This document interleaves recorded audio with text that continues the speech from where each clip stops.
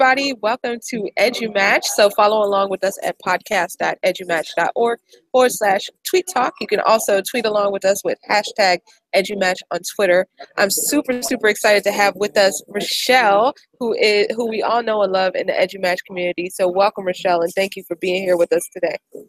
Thank you for having me. All right. Yes, it's a pleasure. And for those of you who don't know, I'm going to tell you a little bit about Rachelle. So Rachelle is one of the contributing authors to the upcoming EduSnap 17, also known as EduMatch Snapshot in Education 2017, where we have like 34 people from all over the world submitting different chapters about what education looks like in their own sphere. So let me tell you a little bit about Rachelle if you don't already know her. So Rachelle is a Spanish and STEAM What's Next in Emerging Technology teacher at Riverview Junior Senior High School in Oakmont, Pennsylvania. She's also an attorney and earned her Juris Doctor degree from Duquesne. Is that correct, Duquesne? Duquesne, yep. Duquesne University School of Law, and she has a master's degree in instructional technology. She is the president-elect for an ISTE Teacher Education Network and a communications chair for the ISTE Mobile Learning Network and serves as a PA-ECT historian. She was honored to be selected as one of 20 to watch by the NSBA and PA-ECT Outstanding Teacher of the Year for 2017. Very well deserved. Additionally, she is proud to be involved and connect with other educators through ambassador programs including Bunsey, Edmodo Flipgrid, Nearpod, and Recap. And she is also a Microsoft Innovative Educator expert. She enjoys writing and is a regular blogger for Getting Smart and Kid Blog. She wrote Chapter 3 Blended Learning of the EduMatch book Snapshot in Education 2016, and she's now returning for EduMatch Snapshot in Education 2017. And she's also a contributing author to Gamify Literacy from ISTE, and she's working on 2 other writing projects. So Rachelle, again, thank you so much for taking time out of your busy schedule to meet with us today. It's definitely a pleasure to chat with you. Well, I look forward to it, so thank you for having me. Yeah, it's our pleasure, for sure. So tell us a little bit about you. What's your background and what inspired you to go into education? That's like a long, long story. I always loved school. And even as a child, I would come home and play school. My parents were really big on making sure that I was doing my assignments, and that was really important in my home. And I was inspired by my dad, who went to night school, and I had a lot of educators in my family who kind of, I guess, I don't know, they would take me to school sometimes whenever I had off from school, and I guess I just really liked the environment of it. I took French in high school, did really well. When I went to college, I wasn't really sure what I wanted to do, but I tended to do a lot better in the language courses. And so it was suggested to me that maybe I try education, which I had never really thought of as a profession. And so that's what I went into when I graduated from Penn State. But I couldn't find a job right away teaching, and so I went back and got my Spanish degree. And then it wasn't too long after that that a position opened up in the school where I'm teaching now, teaching both French and Spanish. And I've been there for, this is my 21st year, but I don't really think that I've stopped going to school much in my entire life, because I just keep trying to take new classes and do different things. So it's always a point of discussion in the guidance counselor's offices. Sometimes it's like, go ask Mrs. Poth, what schools to go to, or different majors or things, because I try and keep up with what's going on out there in the world of learning. Absolutely. You definitely embody that lifelong learner. So that's one of the things that I really respect about you. So as we talked about in your bio, then you actually have a JD. So that is so cool. That is so cool. So if you could tell us, what's your background in law, and in what ways has it influenced your work in the classroom? Well, I never in a million years would have thought that I would go to law school, but when I was getting the Spanish certification, I took a couple of courses in legal translation at the University of Pittsburgh, and one of the women who was teaching was actually president, I think, or had some higher office that she did for John Deere Corporation, and I got really interested in the legal side, and that's where I started to see the connection with the languages that I was studying, and I thought, I wonder what it would be like to go to law school. So I took the test, got the results, wasn't sure what to do with it, and kind of let it go. And a couple of years later, I think I was in my early 30s, I was thinking about, I wonder if I could have done something differently. And so I took the test again, and I didn't tell anybody that I applied to law school. I didn't want to quit teaching, but I thought maybe this is something I might want to go into. So I applied to Duquesne because they had the evening program, which would allow me to still teach. And I thought, if I get in, great, I'll decide. If I don't get in, then I'll know. And I got the letter that I was accepted, and I thought, okay, now what? So it was a really demanding event on my schedule because I was teaching full-time and going to law school 4 nights a week for 4 years. But over that time, I developed, I guess, a different understanding of like the classroom and education and how to be a good teacher and to be a mentor. And I developed a lot of different things in the process. It's been 11 years now since I graduated. Practicing law-wise, I wanted to go into criminal law. Was my main focus, but because I didn't want to quit teaching or leave teaching, I just went into doing some like estate planning, things, writing wills on the side. I keep up my law license because it's something, you know, that I have, and maybe someday I'll go into it a little bit more, but it's definitely an experience that I think that has really helped to shape my role as an educator, I think, somehow in the process. Wow, that is cool. And the more you're talking, the more I'm like thinking, oh, I want to do it too. But then I'm just like, no, Sarah, you just got out of school. So Well, take a break and then go. Yeah. yeah, absolutely. But that sounds really amazing. And so that is really cool. All right. So you are a returning contributing author to EduSnap. So what can people expect to read in your chapter this year? Well, this year I chose to write about project-based learning, which is something that I got into the last school year.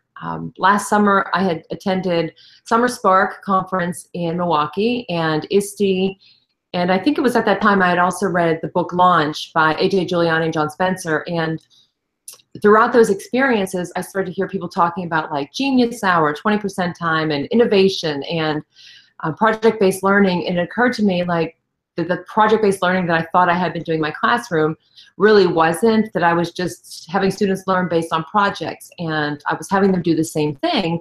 And I really did think that for years I had been doing the PBL. So after that experience in the summer, I always like to come back to the classroom with some type of a new approach or idea to kind of mix things up. And last year I did that with my Spanish 3 and 4 classes because I was teaching both of them in the same level. And prior to that in the summer, I asked students to give me some reflection using Flipgrid or Recap, like what they liked from the previous year, what activities they were interested in, what helped them to learn, any topics that they would be more interested in pursuing. And so I took all of that into like my thinking, and whenever we started the school year, I decided to just give it a go. I did some research, and for me, I decided to let them kind of explore their own topics. And it was a work in progress throughout the year. I gave them as much instruction and guidance as I could from research I had done. And throughout the year, just reevaluated it. And at the end of the year, I felt pretty good about it because there's no way that I would have had enough time to give them the opportunity for all of that different, I mean, the different topics they brought in were just tremendous. And I learned so much from them, and they learned so much from each other. And you could just see and feel the excitement when they were presenting something that they were interested in. And being in charge. And, I was the student in the classroom. So the chapter I wrote this year was just based on that experience from last year. And if somebody is interested in trying it or making some changes to maybe how they have been doing it, I'm certainly not an expert. I did put some time in to do some research to go about it, the way that it should be. But it's just our experience, some of the, challenges we faced, and just a narrative of our reflection at the end of the year. Wow, that's powerful. And I just recently saw you present at Shift in EDU, and just all of the knowledge that you dropped was just amazing. So, and I heard you talk about the students presenting what they learned. So your students do a lot of conference presentations as well. They do. Yeah, that is just awesome. That's something I definitely want to see a lot more of in our field. All right, cool. So you are also you make use of hours in the day in a way that I rarely see anybody even approach, right? So you're so good at juggling many things. So one of those things is being so connected with other educators. So in your journey to connecting with other educators, what kinds of things have you learned along the way? Well, surprisingly, one of the the social media tools that I was so like not into getting myself involved in, being Twitter has just been tremendous for learning, for connecting, for meeting other people, and most importantly, for bringing in opportunities for my students that, without it, if I look back on all of the things that I've learned over the past couple of years using Twitter and the people that I've met, I think how many ideas that I've gotten and how much support I've had from those connections. And it takes time, and you can't take it all on, even though we all try to take it all on in all of the different forms there are. But it's easy to kind of just find one chat or something or one group to start with and follow along just to get some ideas or post an idea. There's so many different communities out there that you can connect with, and it's pretty awesome to have those conversations online and knowing that you can get an answer or share ideas. But when you have that chance to actually meet those people face to face and share that time together, it's like you already know them, which a lot of people think, how does that work? Like you're talking to people that you from around the world, but it makes a world that's so big so small, and it brings so much in so easily that it's, I hate to say that I was wrong, but I did admit that I was wrong about a lot of forms of social media because I didn't know there was so much value in them for, personal and professional development. Right. I can definitely echo everything that you're saying right now. All right, cool. So, talking about going back to project-based learning, or I'm sorry, to PBL, what inspired you to try it, and what does it look like in your classroom? This year, because I'm teaching a class that has now Spanish 3, 4, and 5 with 17 students, and it's like different schedules, I had to go about it in a different way because of the numbers, and the students aren't there on the same day. So what we've done is we've broken the schedule, which is 6 days, where 2 of the days are focused on PBL. And during that time, the students just kind of work at their own, and I'm there on the side. And if they need some help, obviously I can answer them. I try not to drive them in a certain direction, but what we did this year is I had the students come up with their essential questions, and we posted them on different pieces of paper in the back of the room. And then I had other students get Post-it notes at the beginning of the year and just go through and read the questions and say, think like what questions came up as they were reading the question, like I wonder, what if, how can, and then give suggestions to the students. And then I decided I needed to do something a little bit bigger with it this year. And after going to EduMatch in August and seeing these other educators from around the world, I thought I need to take this more like global for them and get that authentic piece. And so using EduMatch, we connected with a couple of other schools in Argentina, Mexico, and Spain. And then I created a group on EduMatch for my students and the other students and our teachers. And they just started having discussions, asking questions. And then I thought, okay, we need to do something beyond that. So I added a Flipgrid video for introductions. And so it's been really awesome this year to see the students, interacting in a safe online environment, asking the questions and having such authentic responses that when they did their presentations last week and this week, that hearing them say, like the one young woman in particular just struck me the way that she worded it. She said, I can read books, I can look at videos, but I can't get that one-on-one authentic response of what it's like to live in those places. And then she said, and I said, this was just awesome. She said, it really helped me to sculpt my PBL.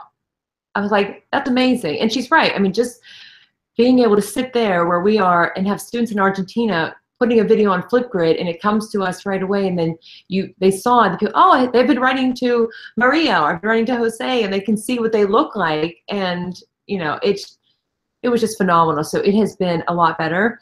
But the newer students who are not in the second year, they aren't sure of it because wait a minute, you're not telling us what to do or how to do it or how to present it. And I said, no, I'm not. That's a little bit uncomfortable for them because they're used to being guided in a certain way.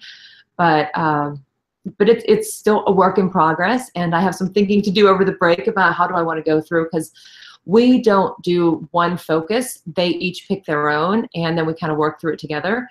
But the next time I'm thinking if they want to pair up with somebody and find some kind of a problem to focus on instead, still connecting, we might go that route. But this is what this next break period is coming up with for the reflection. And I have them do reflections too, peer feedback, and their own self-assessment, and we talk about it.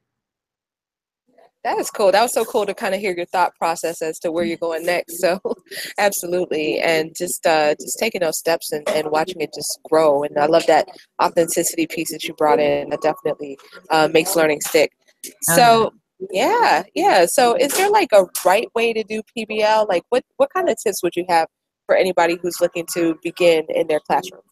Yeah, it's funny about the right way. I mean, I know that I was doing it the wrong way because I was assigning the projects, and some of the things that I consulted with.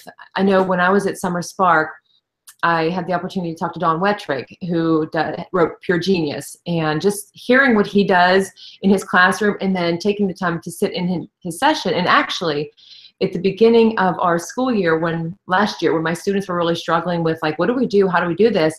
I had sent him a message and said, would you mind, with Skype talking to my students for like 5 minutes? Well, that was on a Sunday.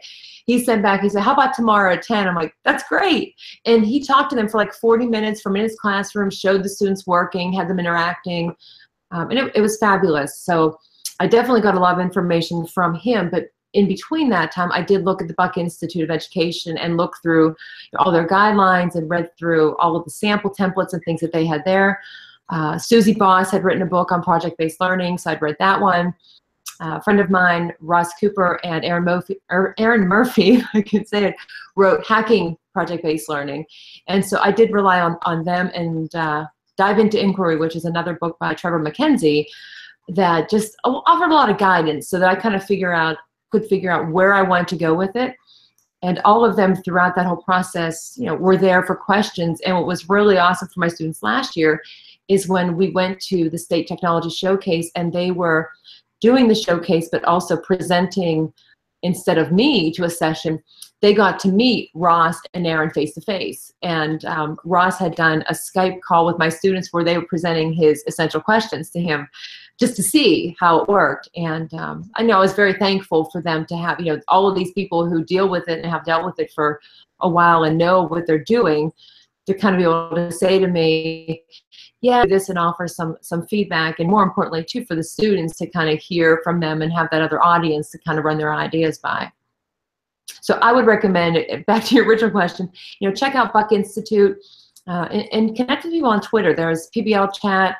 If you do the hashtag PBL just to see what people are talking about. I mean, everybody is so open to sharing and helping out there that, you just ask the question, you're going to get a ton of answers and a lot of feedback too.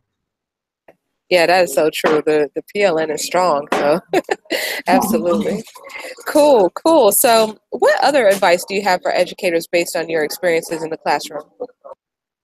I would say you have to step out of your comfort zone, which you hear that a lot more lately. And it's so true. And this summer, it really took, throughout this summer, and right before I went to EdModoCon, thinking like, I had just been teaching the way I had taught for so long. It worked for me in a foreign language. We copied everything. We did things a certain way. There was homework every night, worksheets.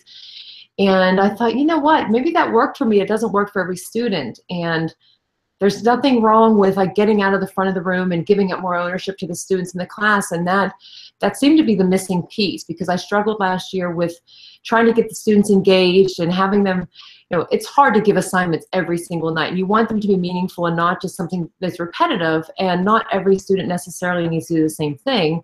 So you need to listen to the students and give them a chance to be in charge. They love to take over. They love to work with their peers in the collaboration. And this year I've busted down my rows in my classroom, and I have them doing like workstations in the room with 4 different activities and rotating. It's exhausting to come up with all of that and different activities, but it gives me so much more time to move around and talk with each group and each student, and then also to stay away and let them kind of figure it out on their own. And it's been awesome, and the students are coming back now for the first time in a while, just saying like how much more they're learning and it's different. And like that's when I thought, all right, this is going a lot better. So you just need to kind of get out of the way a little bit, talk to them, see what their interests are, and it's okay to not be in the front and talking the whole time. Exactly. So moving away from that whole sage on the stage, is that what they call it? Yeah, guide on the side. Yeah, become the guide on the side. Love that. Love that. Well, it was a pleasure chatting with you, Rachelle, as always. So if anyone wants to learn more about you or more about what you do, then how can people connect with you online? They can connect with me on Twitter, and it's RDENE915.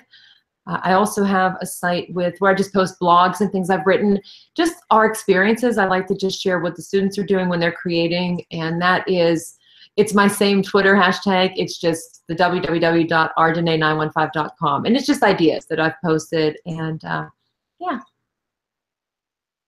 Sweet. Well, that is awesome. Thank you again for taking the time to chat with us tonight, and shout out to Kathy, who is interacting on the YouTube live page. So, Kathy, yes, another EduSnap 17 contributing author. So, yeah, always great to see all of you. So, speaking of that, we're going to have one more author tonight in our author bonanza. So, we're going to have Peg coming up at 8 p.m. Eastern. So, that is in 39 minutes, if I'm doing the math correctly.